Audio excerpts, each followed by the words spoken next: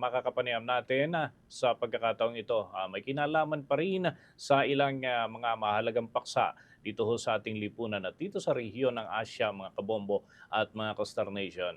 Ang atin hong makakapanayam ay co-founder ng Carpio Villarasa Cruz Law Offices. Ito ho yung tinatawag na The Firm at naitatag noong 1980 at nagturo ng tax law at corporate law at negotiable instruments sa University of the Philippines College of Law mula taong 1983 hanggang 1992. Ang tinutukoy ho natin ang retired Senior Associate Justice Antonio Carpio.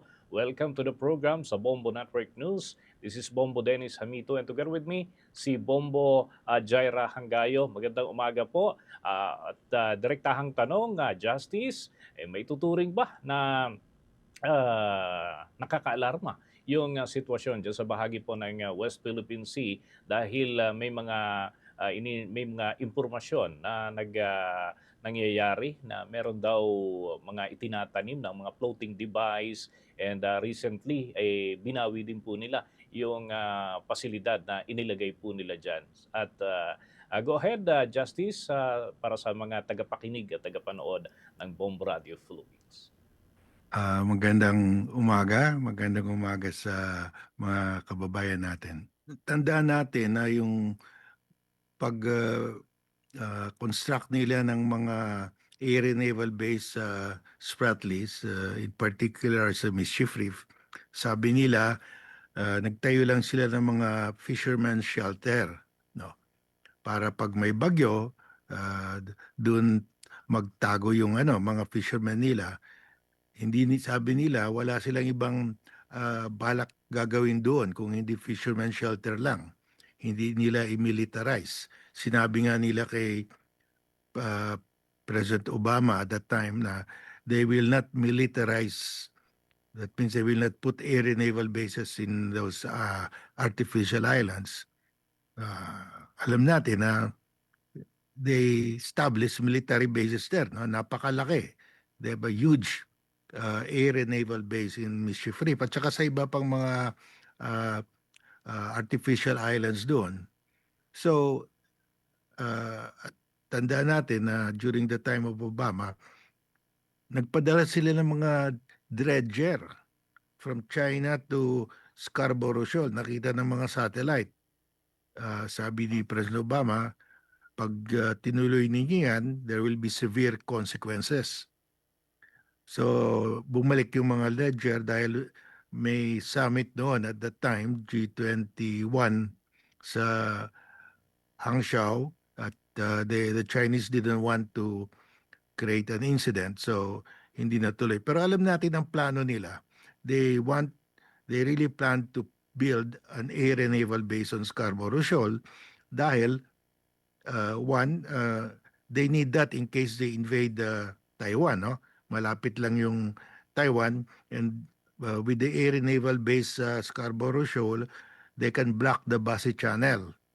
Yung mga warships ng US dadaan sa Bassett Channel papuntang South China Sea, pwede nilang harangin. So, at saka sa buong South China Sea, may butas pa sila. No, they don't have an air and naval base in that part of the South China Sea. Meron sila sa Paracels, meron sila sa Spratlys, kailangan nilang isang air and naval base para may triangle sila. They can cover the entire South China Sea. Ngayon, hindi nila makover dahil wala silang air and naval base sa Scarborough Shoal area. So, itong move ng China, we should remember this is the same playbook they use sa Spratlys, particularly sa Mischief Reef, no? So, wag tayong maniwala sa kanila. Nasa plano nila yan at dapat handa tayo. I see.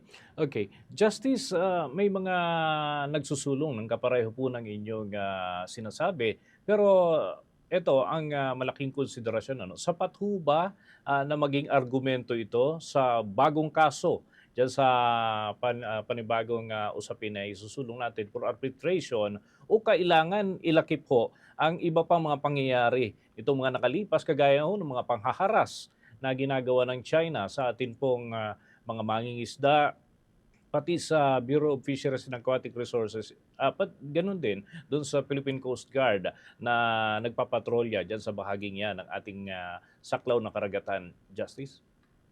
Well, dalawang arbitration yan, no, ang tingin ko. Yung una dun sa ah, extended continental shelf sa western side of Palawan. Dahil meron pa, beyond our exclusive economic zone, meron pag area dyan na maklaim natin eh. Kiniklaim rin ng Vietnam at saka Malaysia at China rin kiniklaim. Yun, hinog na yun. Dapat dalayin na natin sa UNCLOS Tribunal yun. Itong sa Scarborough, this is another issue. Uh, Iba ito, hindi ito extended continental shelf, no? Uh, this is about the violation of the uh, July 12, 2016 Arbitral Award. Dahil lang sabi sa Arbitral Award, common fishing ground yung territorial sea ng Scarborough Shoal. Common among Vietnamese, Chinese, and Filipino fishermen. Ang nangyayari dyan, it's only China that is fishing there. Bawal tayo mag-fish, bawal rin ang Vietnamese. At pinalakihan pa nila, hindi lang 12 nautical miles, 30 nautical miles na ngayon ang exclusion zone ng China. So dapat niyan, dalay na natin sa arbitral tribunal at sabihin natin sa tribunal, common fishing ground dapat ito. Pero ang China lang nagbe-benefit, hindi kami pinapapasok diyan.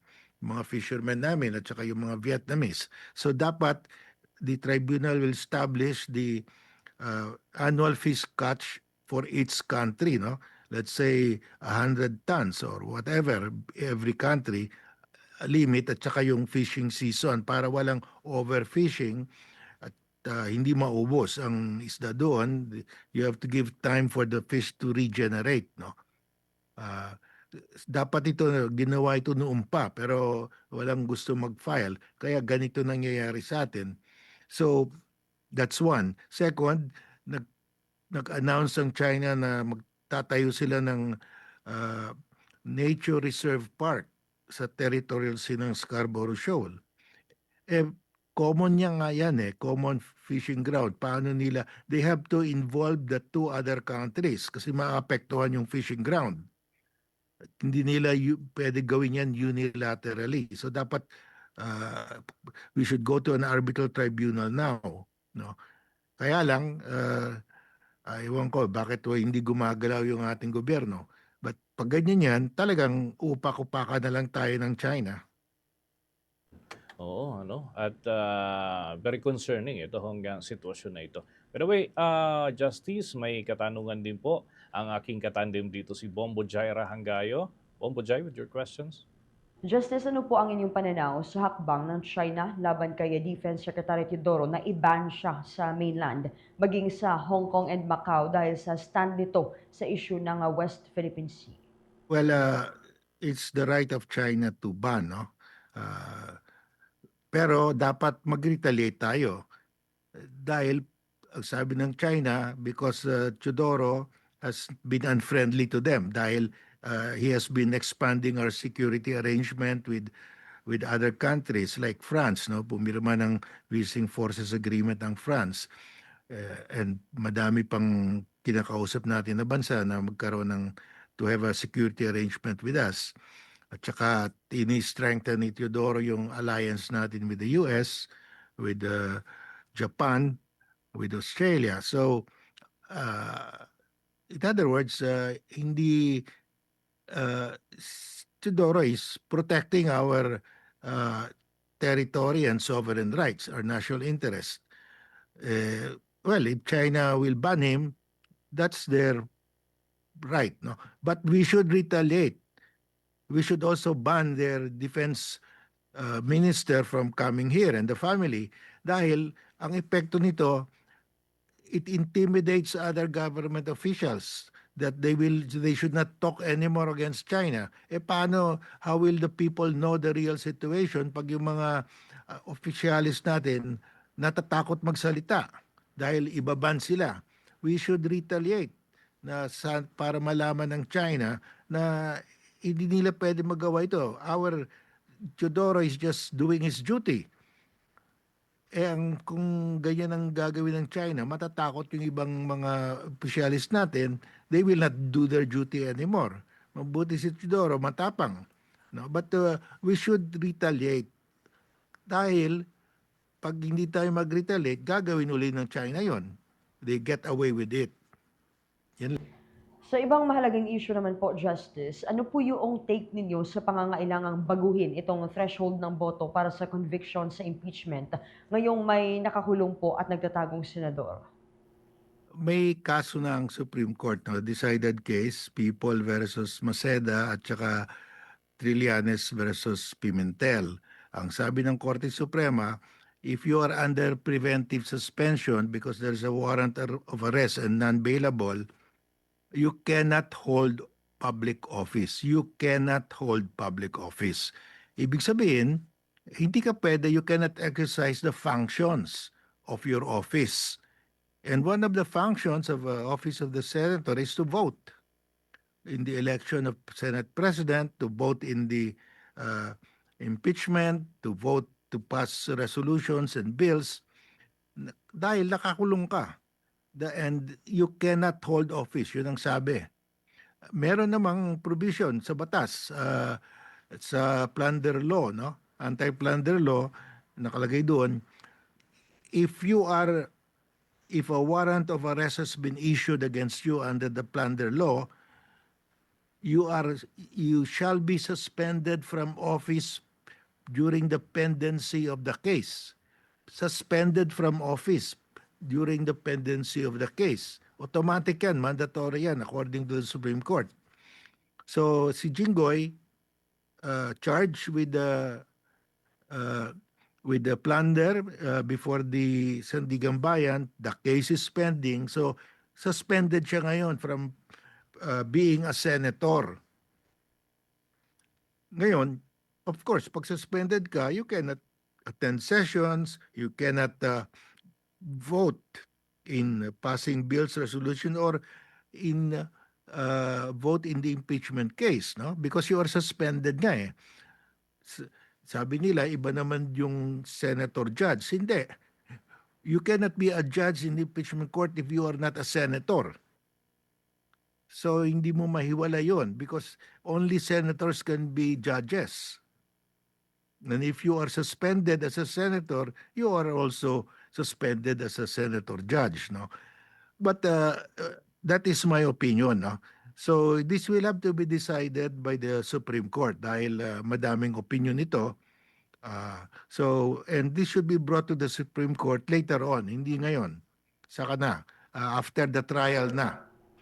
Okay, thank you so much, Justice Bongo Dennis. Okay, panghuli na lamang po, Justice, sa pananaw po ninyo, kailangan pa ba na maglabas ng desisyon ng kataas-taasang hukuman doon sa naging petisyon nitong si Senator Alan Peter Cayetano kaugnay sa usapin ng quorum? Ngayong meron na hong nahalal na lehitimong Senate President pero sabi nila, maaari daw magamit pa bilang reference sa mga hinaharap na panahon. Justice? Well, una-una, yung academic na yun, academic na yung kaso na yun, i-dismiss na lang dapat yun dahil meron ng presidente ng Senado by 13 votes, no? Yung acclamation lang, well, wala naman nag-object. So that means in-affirm nila, no? Pag may nag-object, dapat tumayo siya. Tsaka sinabi niya na I'm not voting. Wala namang ganyan eh. So tama yun. Hindi mo na ma-question yun. Okay. With that, maraming salamat po sa pagtugon sa amin po mga katanungan ngayong araw po na ito, Justice. And good luck ho sa mga dikain at yung advokasya kaugnay dyan sa usapin po ng West Philippine Sea. For the most trusted source of news and information, visit our website at www.bomboradio.com. Follow us on Bombo Radio mobile app, Facebook, YouTube, TikTok, and X, formerly Twitter. Like, share, and stay connected. Anytime, anywhere.